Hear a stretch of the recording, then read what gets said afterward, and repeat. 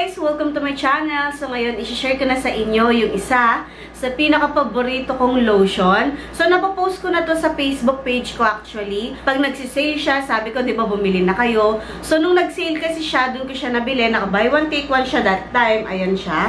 So ito yung tinutukoy ko. Actually, nakita nyo na sa thumbnail. So ito po siya. Meron siyang tatlong variants kung di ako nagkakamali. Pero ito yung pinili ko kasi meron nakalagay na Dewy Radiance. So gusto ko kasing matchib yun, kaya ito yung pinili ko. Meron din silang variants na parang pwedeng pang overnight or pang gabi para kinabukasan, makita mo yung magandang resulta. Nabili ko nga pala ito online guys. Naka-buy one take one that time. So pwede nyo i-check kung naka-buy one take one pa din siya. Murang-mura siya kung naka-buy one take one. Actually, nung una talaga namamahalan ako sa kanya, especially kung bibilin ko siya nang hindi naka-buy one take one. Medyo kuripot ako at nagtitipid, pero alam nyo, kahit hindi siya naka-buy one take one, sulit yung babayaran nyo sa product na ito. Nga pala, na-introduce ko na ba siya sa inyo? Ito nga pala yung Vaseline Healthy Bright Glutathione Serum Burst Lotion. So, lotion siya guys, pero parang serum siya sa skin natin or sa katawan natin. So, kung gusto nyo din ng Dewy Radiance for bright and glowing skin, ito yung maire-recommend ko sa inyo. Panoorin nyo itong video na to kung bakit ko nga ba siya maire-recommend sa inyo at gaano katagal ko nakita yung resulta. Nga pala guys, nakalagay naman dito yung Glutaglow, Hyaluron, Niacinamide, and Glutaglow 10 times more powerful than vitamin C. And this one ay 330 ml. Sorry guys, nakalimutan ko yung presyo neto, pero i-click nyo na lang yung sa comment section para makita ninyo yung orig price neto at makita nyo na din kung naka-buy one take one pa siya. Nasimot ko na to guys actually, pero tatry kong magpakita pa sa inyo. Ay, ayun pa, meron ba? Hindi pa ako nakapag-lotion actually. Mabango siya, pero hindi siya nakakairita. Walang irritation na nangyari sa akin nung ginagamit ko itong product nito. So, ganyan yung tsura niya.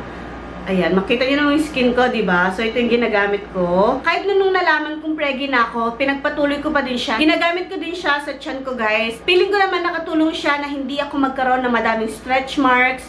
Pero, syempre, depende pa din sa skin natin yan.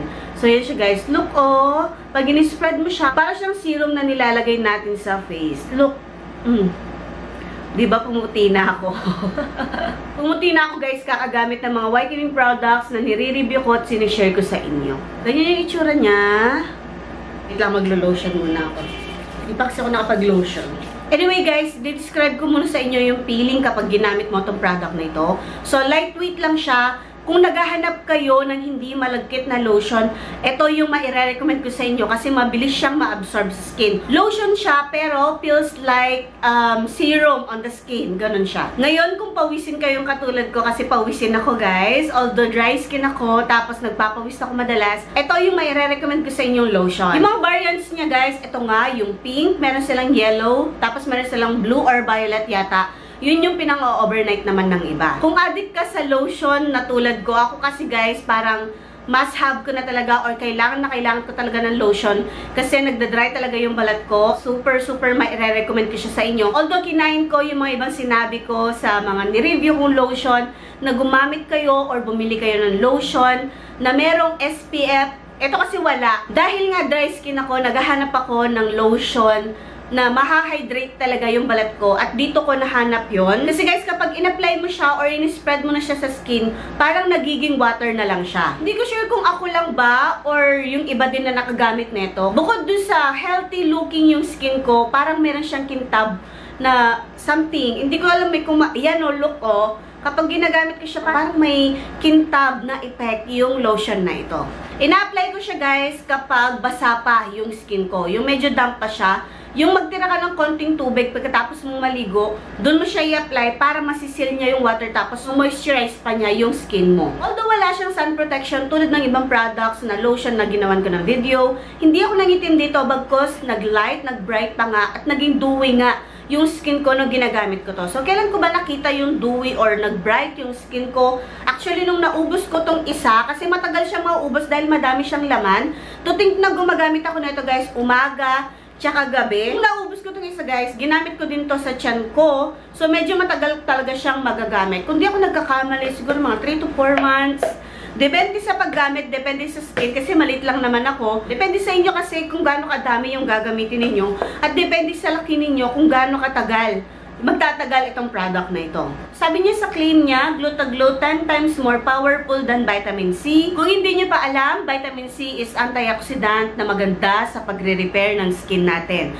Bukod pa doon, syempre, doon sa mga hyperpigmentation or doon sa mga skin natin na nagkulay, halimbawa sa siko, sa tuhod, sa ankle. Di ba yung mga parts na yun, madalas nangingitim yan?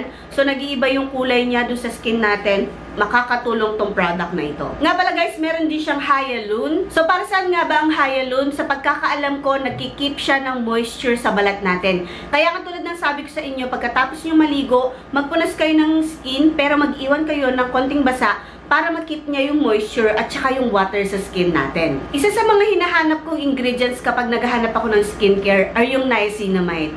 Ang daming benepisyo ng niacinamide. Kaya nung nakita ko, nasabi niya dito meron siyang Hyalurone, tapos meron siyang niacinamide. Ay best, grenade ko na. Lalo na nung buy one take one siya. Tapos nagsisita ko kasi hindi ako bumili ng madami. Kasi nung chinek ko ulit, syempre tapos na yung promo nila. So hindi na naka-buy one take. Pero madalas naka-buy one take one siya. Kaya i-grab niyo siya. Once na napanood niyo na itong video na to, pumunta na kayo sa link na ilalagay ko. Try ninyo kung naka-buy one take one siya. Kahit na hindi siya naka-buy one take one actually, sobrang sulit niya. So far guys, sobrang ganda talaga na na-experience ko sa product nito. Nakadalawa ako at sobrang pumuti talaga ako gamit nito. Nagba-bright yung skin ko, especially kapag naaarawan. Gustong-gusto ko yung skin ko kapag nakikita ko siya sa natural sunlight. Isa pa sa magandang resulta ay naging smooth yung skin ko. Malambot talaga siya guys. Hindi siya malagkit. Yun kasi yung pinaka-iniiwasan ko yung malagkit kasi ayaw ni Mr. na malagkit yung mga lotion na ginagamit ko. Bukod pa dun siya, syempre nakita ko yung improvement sa skin ko. Madami din mga pumupuna na maganda daw yung skin ko or gumanda yung skin ko nung ginagamit ko tong product na ito. Pero matagal na guys parang mga February, March, April. December ko yata siya binili or November, kung di ako nagkakamali. And then, naubos ko siya, of course. Kaya meron akong bagong tinatry. After nito, kasi meron na akong dalawang na-try na lotion. And okay naman sila so far. Pero ito talaga yung pinaka nagustuhan kong Vaseline lotion. Kung gumagamit kayo ng Kojic, syempre nakakaputi yun. Yung mga Kojic na sabon, gamitan nyo ng product na ito. Doble yung puti na makukuha ninyo. Basta, syempre, ingatan nyo din yung skin nyo. Kasi syempre, kung nagbibilad din kayo, ayan, nagpapaaraw kayo, nag-swimming kayo, masusunog talaga kayo, hindi nyo makikita yung magandang resulta ng product na ito. Kung meron kayong mga uneven skin tone, tulad nga ng siko, tuhod, o ibang parts ng katawan ninyo, makakatulong tong product na ito. Pero syempre, huwag kayong magmadali. Ako nga, nakaisa ako, sobrang dami ng laman nito. 130 ml. Nung naubos ko yung isa guys, ginagamit ko siya umaga at gabi. Ayan, dun ko nakita talaga yung magandang resulta. Yung amoy niya guys, sobrang sosyal. Parang may pagka-Victoria's Secret na mga amoy na may pagka-vanilla or parang amoy conditioner. Parang ganun siya. Nga pala, i-check nyo din yung ibang variants nito ha. Kasi hindi naman porket pumuti ako dito or nagustuhan ko to. Or hindi naman porket nag-bright or naging dewy yung skin ko. Eh, ganun din yung may experience ninyo. So, ang skin ko nga pala guys ay dry. So, tulad ng sabi ko sa inyo, kailangan ko talaga mag-lotion kasi dry skin ako. At itong kulay pink ng Vaseline lotion ang pinaka nagustuhan ko. At nga pala, hindi porket napaputi ako after ko magamit tong isang ito. Eh, puputi na din kayo after nyo maubos yung isa ha. Nakadepende sa lifestyle natin, yung pagputi natin. Kung sakali na hindi ako nagbe-video guys, alam nyo, hindi ako magta-try ng ibang products. Ito at ito ang gagamitin kong lotion. Siyempre kasi nagbe-video ako, kailangan kong gumamit ng ibang products. Nga pala, pwede ito sa teenagers ha. Huwag kayong mag-alala kung naghahanap kayo ng mga lotion na pwede sa mga teenagers. At nagamit nyo na to, ayan, pwede sa inyo tong product na ito. Siyempre pwede din sa mga oldies. Papakita ko sa inyo, tatry ko ha, na ipakita sa inyo yung ingredients.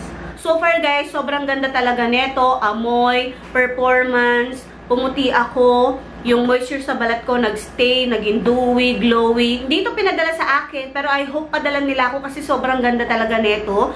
Binili ko to sa sarili kong pera. So, hindi to sponsored or hindi ito pinadala sa akin or hindi siya collaboration. Thank you so much for watching. Sana nagustuhan nyo itong video na to at sana nakatulong siya para sa mga naghahanap ng magandang klase ng lotion. Huwag na huwag nyo kakalimutan mag-like. Comment sa ilalim para sa mga nakatry na ng product na ito. Kung ano man yung na-experience nyo sa product na ito, comment below para naman mabasa ng mga makakapanood dito. At syempre, huwag na huwag nyo kakalimutan mag-subscribe. Bye!